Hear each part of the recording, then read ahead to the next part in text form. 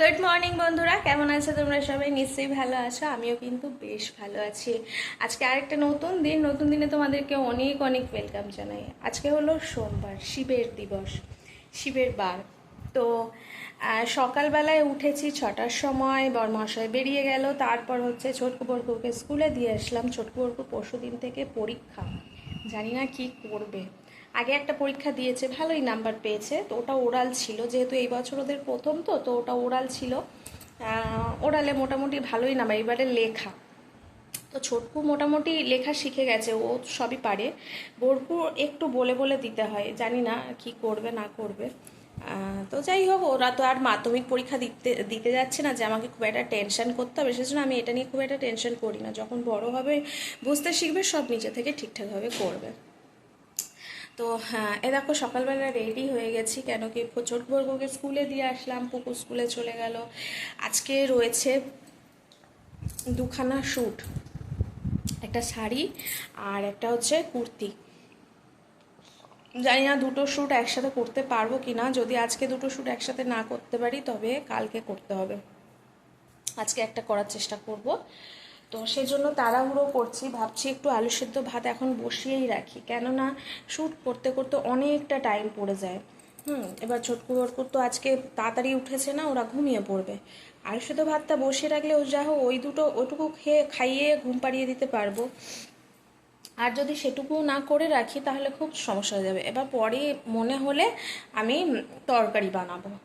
আর এদিকে গতকালকে রাতে আটা মেখে রেখেছিলাম, পুকুকে রুটি করে পাঠিয়ে দিয়েছি, কিছুটা আটা রয়েছে, এটা আমাদের ব্রেকফাস্টের জন্য বানাবো এখন। তো চলো কাজবাজ শুরু করি, সাথে থাকে, পাশে থাকো। আর সকল বন্ধুদেরকে বলছি, যদি কারোর কাছে ভিডিওটা সাজেস্টেড হয়, অবশ্যই একটু দেখো। এতটুকু যারা দেখে এসেছো, প্লিজ পুরো ভিডিওটা দেখো। সকলের জন্য অনেক দোয়া ও ভালোবাসা রইল। তো চলো আজকে দিনটা স্টার্ট করা যাক। তো এই যে বন্ধু দেখো, এখন হচ্ছে রুটি করব। রুটি করার সাথে সাথে তখন বললাম যে একটু আলু সিদ্ধ ভাতও কিন্তু বসিয়ে নেবো। কারণ কি, যেহেতু আজকে শ্যুট আছে, সেজন্য কতটা রান্নাবান্না কি করতে পারবো সে তো জানি না। আলু সিদ্ধ ভাতটা বসানো থাকলে কি হবে, চিন্তা থাকবে না যে ছেলেদের কি খাওয়াবো। যদি রান্না তরকারি নাও করতে পারি, তাহলে কি হবে যে আমি আলু সিদ্ধ ভাতটা দিয়ে আমি ওদেরকে খাইয়ে দিতে পারবো।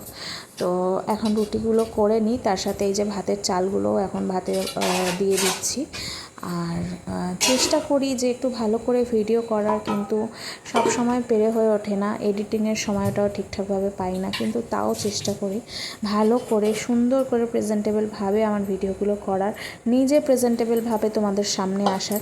কিন্তু ওই যে সবটাই একটু সময়ের ওপর।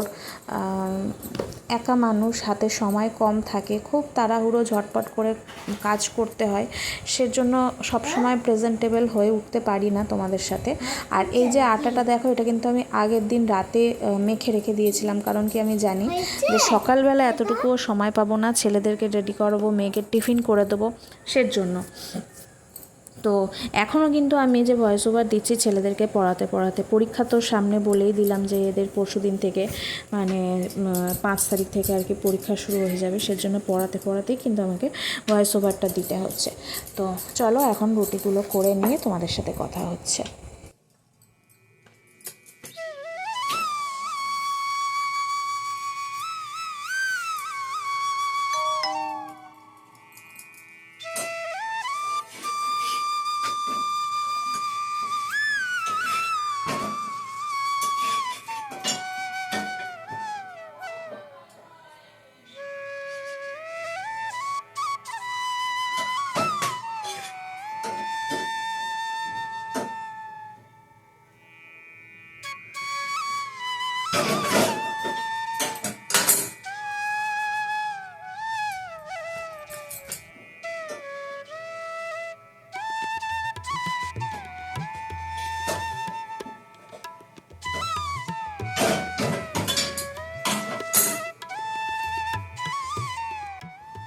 আর এই যে দেখো সমস্ত রুটি হয়ে গেছে।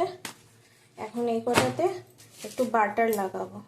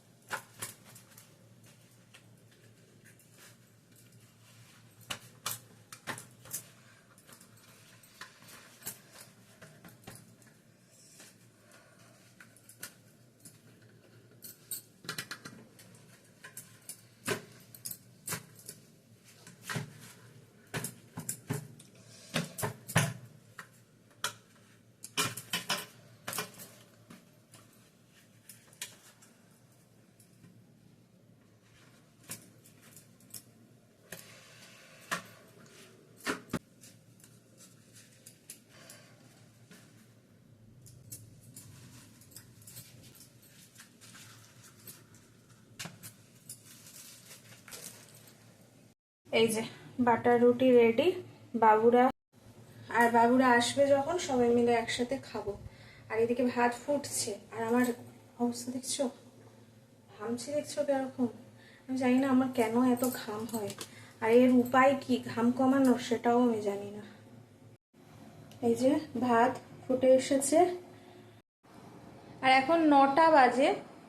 আমাকে কিন্তু 9:30 9:40-এর মধ্যে বেরাতে হবে বাবুদের আনতে, কারণ ওদের 2 ঘন্টা স্কুল হয়, ওই 8টা থেকে 9:45 পর্যন্ত ওদের স্কুল টাইম।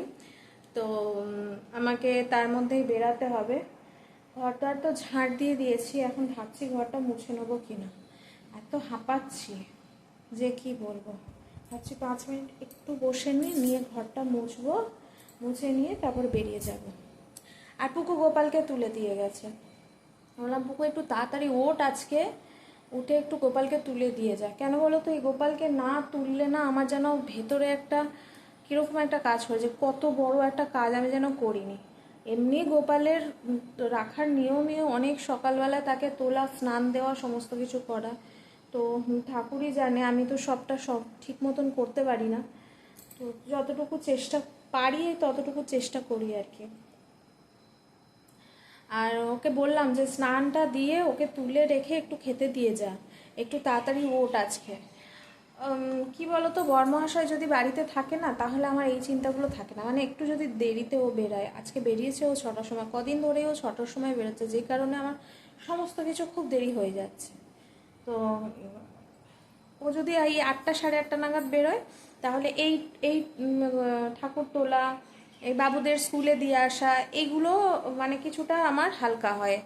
তো এইগুলো আমার এক্সট্রা হয়ে যায়, তখন খুব চাপ হয়ে যায় যে কোনটা ছেড়ে কোনটা করবো, এরকম একটা ব্যাপার। তার মধ্যে যদি আবার শ্যুট থাকে, খুব চাপের বিষয়। তো যাই হোক, একটু রেস্ট নিয়ে তারপর ঘর মুছে ভাতটা মার গেলে তারপর বেরাবো। তারপর দেখা যাবে, যদি শ্যুট করে যদি সময় থাকে তাহলে একটু তরকারিটা।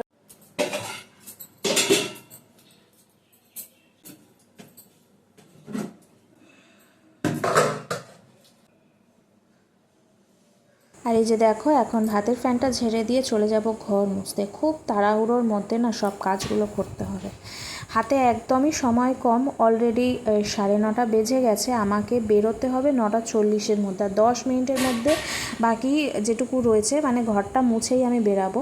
তো বাকি কাজ যা থাকবে সেগুলো আমি এসে করব, কেননা বেশি দেরি হয়ে গেলে চটকুবরকুর আবার ভয় পায়, যেহেতু ছোটো তো ওরা, সেজন্য ভাবে সবার মা চলে আসছে, আমার মা আসছে না কেন, এটাই আর কি। আর একটা কথা কি জানো তো, এই যে কষ্টের দিনগুলো না, এগুলো কিন্তু আস্তে আস্তে একদিন না একদিন ঠিকই চলে যাবে। ছেলেরা বড় হয়ে যাবে, যেমন মেয়ের বেলায়, মেয়ে যখন আমার ছোট ছিল, বাড়িতে ভরা সংসার, সকলেই ছিল, কিন্তু তারপরেও যেন কেউ নেই, সমস্ত কিছু একাকেই করতে হতো। বাচ্চা ধরার মতনও কাউকে আমি পাইনি যতক্ষণ ওই মায়ের বাড়িতে থাকতাম, ততটুকুই। আর এখানে তো একাই থাকি, বলার তো কিছুই নেই। একা থাকি যখন, সমস্ত কষ্ট একাকেই সহ্য করতে হবে। বড়মহাশয় যতক্ষণ থাকে, যেটুকু থাকে সেটুকুতেই শান্তি আর কি। কিন্তু এই যে বাড়ি ভর্তি লোকজন, সবই কিন্তু কোনো কাজেরই নয়। এই দিনগুলো চলে যাবে, কিন্তু মনে থেকে যাবে যে কে পাশে ছিল আর কে পাশে নেই। 10:50 ছুটি, তো অনেকটা দেরি হয়েছে। চলো তালা ঠালাগুলো দিয়ে বেরাই। ছুঁড়ে দিচ্ছে। খোলো। হ্যাঁ খোলো। তুমি পাওয়ারফুল আছো? ওকে ঠিক আছে, খোলো। চলো চলে আসো। হয়েছে? গরম কি গরম লেগেছে? হ্যাঁ, গরম লাগেনি? আর দৌড়াতে হবে না, আসো। এই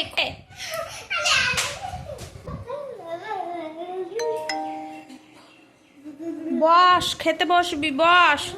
আই খন্দি দাও দাও।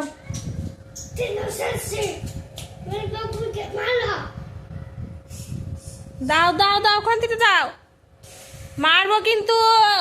দাও রি।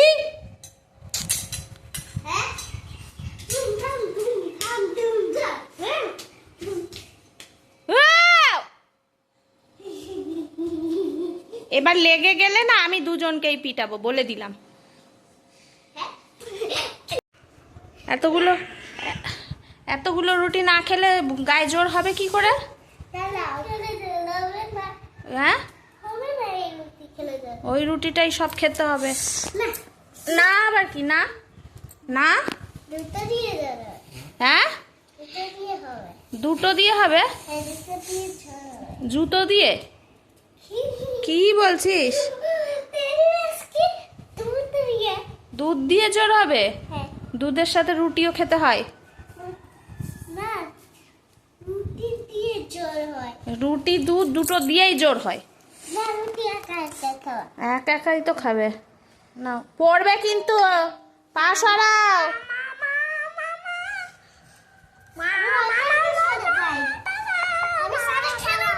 সারেই খেয়ে নাও, দেখি সারে কত খেতে পারো, ঠিক করে খাও।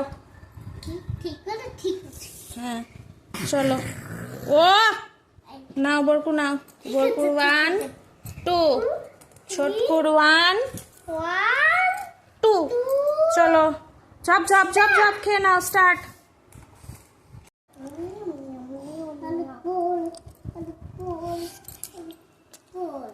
খাও খাও, হয়ে যাচ্ছে, এবার আমি খাই। খাও। আমি গোল গোল করতে শিখে গেছি। বরকু দুধে ডুবাও।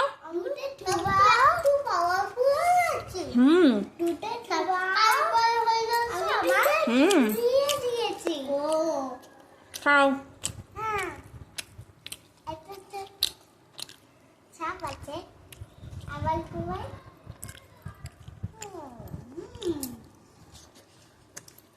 আমি টিভিতে দেখলাম ওই ও একটা বেলুন এটা করেছে, থেকে হ্যাপি বার্থডে গেল। আচ্ছা মরে গেলাম। খেয়ে নাও, খেয়ে নাও, খেয়ে নাও। আমার দুধ ফেলে দিয়েছ।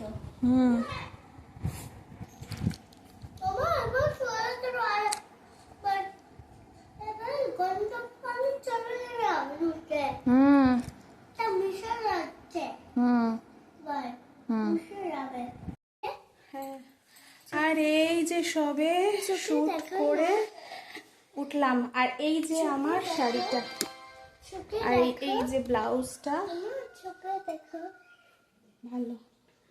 আর কারেন্ট নেই, কারেন্ট না থাকাতেও শ্যুটটা করে নিলাম, কারণ শাড়িটা এতটাই মানে সিল্কের তো গরম লাগছে ভীষণ, তাও শ্যুট করে নিলাম, কেননা এই দিনের আলোটা আর পাবো না, এরপর মানে ভালো পরিষ্কার আসবে না, কালো কালো আসবে। আর এই যে ব্লাউজটা ভালো লাগছে বন্ধু, যদি ভালো লাগে আমি লিঙ্কটা দিয়ে দেবো, তোমরা কিন্তু পারচেস করে নিতে পারো। তো চলো ভিডিওটা আজকের মতন এখানেই শেষ করছি। যদি কিছু ভালো লাগে অবশ্যই একটা লাইক, কমেন্ট, সাবস্ক্রাইব। টাটা।